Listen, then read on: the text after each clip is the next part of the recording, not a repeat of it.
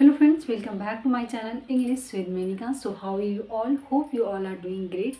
So आज मैं फिर से एक और पॉजिटिव वर्ब्स के साथ आई हूँ और आज हमारा जो पॉजिटिव वर्ब्स है वो है मेक। यानी मेक का हम पैसिव पढ़ेंगे तो वो हो जाएगा मेड। तो देखिए क्या है मेड का रूल, किस तरह से सेंटेंस होते हैं, इसका रूल क्या है। तो each and everything I will try to clear very simple way. तो मैं फिर से एक बार फिर बताना चाहूँगी हमें पॉजिटिव वर्ब्स क्यों पढ़ना चाहिए। तो सेम चीज़ मैं रिपीट करूँगी, जब हम किसी काम को खुद ना करके किसी और से करवाते हैं तो वहाँ हमें पॉजिटिव वर्ब्स की ज़रूरत पड़ती है। ठीक है, मतलब काम करवाने की रिस्पॉन्सिबिलिटी मेरे कंधों पे होता है, लेकिन हम काम खुद ना करके किसी और से करवाते हैं तब हमें पॉजिटिव वर्ब्स की ज़रूरत पड़ती है। तो मुख्य रूप से पॉजिटिव वर्ब्स 5 होते हैं और पाँचों का यूज करने का जो सिचुएशन होता है वो अलग अलग होता है। तो आइए देखते हैं आज जो हमारा मेक है यानी मेक मेड हो जाएगा, क्योंकि हम जितने भी पढ़ रहे हैं ये पैसिव के पॉजिटिव वर्ब्स हैं। तो जब ये मेड बन जाएगा तो इसका रूल्स क्या है और क्या किस तरह का सेंटेंस होता है ना। पिछले वीडियो में ही हमने बता दी थी कि मेड का जो रूल है थोड़ा सा बाकियों के अकॉर्डिंग ट्विस्ट होता है, चेंज होता है। ठीक है, बाकी के जो सेंटेंस होते हैं उससे इसका सेंटेंस थोड़ा चेंज होगा। जब सेंटेंस चेंज होगा तो जाहिर सी बात है कि रूल भी इसका चेंज होगा। तो आइए देखते हैं। बहुत टफ नहीं है, बहुत ईजी है, आप एक बार समझ लीजिए। तो हमारे पैसिव पॉजिटिव वर्ब्स हैं कितने हैं, मेक, गेट, हैव, लेट और हेल्प, जिसमें हम गेट और हेल्प को कंप्लीट कर लिए हैं। ठीक है, गेट का भी मैं वीडियो बना चुकी हूँ और हैव का आज जो हमारा फोकस होगा वो मेक जाएगा मेड। तो देखिए इसका सबसे पहले हम रूल देख लेते हैं। रूल क्या है, सबसे पहले हमारा सब्जेक्ट आएगा, उसके बाद हमारा हेल्पिंग वर्ब, उसके बाद मेड आ जाएगा। चूँकि हम पैसिव पढ़ रहे हैं, ठीक है, तो इसमें मेक का ही मेड हो जाता है। ये चीज़ आप ध्यान में रखेंगे। साथ ही साथ इसमें टू लगता है। ठीक है, टू लगता है। उसके बाद ऑब्जेक्ट और वर्ब का फर्स्ट फॉर्म, चूंकि हम मेड कर चुके हैं तो फिर से हम वर्ब का थर्ड फॉर्म नहीं करेंगे। ठीक है, तो यहाँ वर्ब का फर्स्ट फॉर्म आएगा। तो ये तो हमारा स्ट्रक्चर है, रूल है। अगर आप इसे समझ लेंगे तो बनाना और भी इजी हो जाएगा। तो देखिए एक बार फिर मैं बताती हूँ। सब्जेक्ट, उसके बाद हेल्पिंग वर्ब, उसके बाद made plus two plus object plus base form of the verb. अब देखिए ये सब्जेक्ट कौन होगा, आप सेंटेंस को देखिए। बाकियों में हम बोलते थे कि फर्स्ट वाला जो कॉन्ट्रैक्टर होता है वो होता है, लेकिन आप सेंटेंस इसमें देखिए, उसके बाद आप रूल पे फिर हम आएंगे। जैसे मैं बोलती हूँ मुझसे ही खाना बनवाया जाता है। क्या इस सेंटेंस को सुनकर आपको लगता है कि खाना कौन बनवा रहा है? मतलब इसमें कोई कॉन्ट्रैक्टर है? बिल्कुल नहीं। मतलब एक आदमी है जो अपना रोना रो रहा है, जैसे मैं हूँ, मैं अपना रोना रो रही हूँ कि भाई मुझसे ही खाना बनवाए जाते हैं, मुझसे ही घर के काम करवाए जाते हैं, मुझसे ही कपड़ा धुलवाया जाता है, मुझसे ही पोछा लगवाया जाता है, मुझसे ही बोर्ड साफ़ करवाया जाता है, मुझसे ही रूम पेंट करवाया जाता है। मतलब इस काम को अंजाम मैं ही दे रही हूँ, लेकिन यहाँ मजबूरी है मेरी, क्योंकि मेक फोर्स करता है। ठीक है, प्रेशराइज करता है, तो मुझे फोर्स किया जा रहा है काम करने के लिए, प्रेशराइज किया जा रहा है काम को करने के लिए।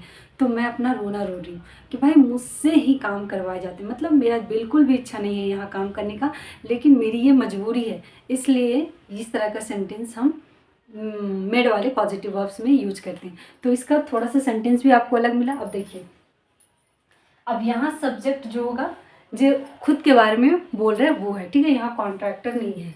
मुझसे ही खाना बनवाया जाता है तो क्या आएगा, आई एम। हेल्पिंग वर्ब क्या आएगा, I am made. I am made to, चूँकि टू तो हमारा सब में लगेगा।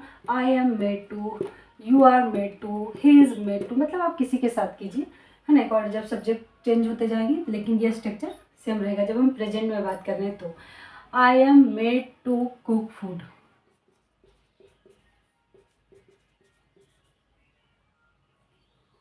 यहाँ वर्ब आएगा ना और यहाँ ऑब्जेक्ट आएगा।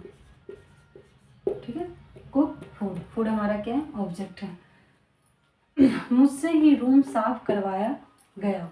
क्या बोल रहे हैं, मुझसे ही रूम साफ करवाया गया, मुझे प्रेशराइज किया गया, मुझे फोर्स किया गया। ठीक है, मेरी इच्छा नहीं थी, मेरी मन नहीं थी, फिर भी मुझसे ही रूम साफ करवाया गया। क्या बोलेंगे, आई वॉज, क्योंकि पास्ट का है। I was made to clean the room, clean the room. ठीक है, I was made to clean the room. He was made to clean the room, subject आप चेंज कर सकते हैं, you were made to clean the room, इस तरह से। मुझसे ही बोर्ड साफ करवाया जा रहा है, मुझसे ही, मुझसे।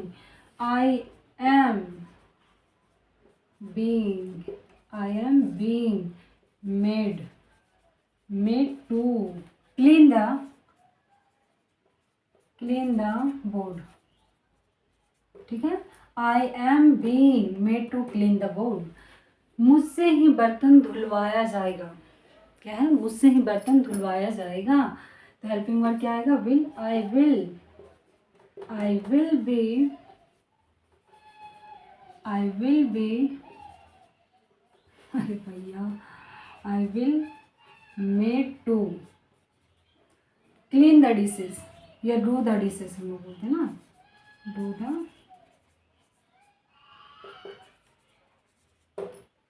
I will be made to do the dishes. I will be made to do the dishes. Do the dishes ये फ्रेज है, ठीक है, मतलब बर्तन धोना। मुझसे ही, ये आपको शायद नहीं दिख रहा होगा लेकिन कोई बात नहीं है, हम एडिट करते समय इसका लिख देंगे। मुझसे ही पोछा लगवाया जा रहा था, मुझसे ही पोछा लगवाया जा रहा था, क्या है, I was being made to mop the floor, ठीक है। I was being made to mop the floor। आप कुछ भी बोल सकते हैं, मुझसे ही कपड़े धुलवाए जा रहे हैं, जा रहे थे, जाएंगे, है ना। मुझसे ही सब्जी मंगवाया जाता है, मुझसे ही घर का काम करवाया जाता है। तो यहाँ मतलब कि किसी को हम फोर्स कर रहे हैं, कोई मजबूरी में काम कर रहा है, बस यही समझो आप कि कोई है, उसकी बिल्कुल भी काम करने की इच्छा नहीं है, लेकिन वहाँ उसकी मजबूरी बन जाती है, उसे फोर्स किया जाता है, प्रेशराइज किया जाता है काम को करने के लिए। यहाँ कोई कॉन्ट्रैक्टर नहीं दिखता है, जो सब्जेक्ट है वही दिखता है, लेकिन वो उस मजबूरी के साथ काम करता है, ठीक है। तो ये रहा मेड का पैसिव, मेक का पैसिव, और इसके रूल आप देख लिए। अब आपकी बारी है, आप इसे प्रैक्टिस कीजिए, ठीक है। Thank you so much for watching.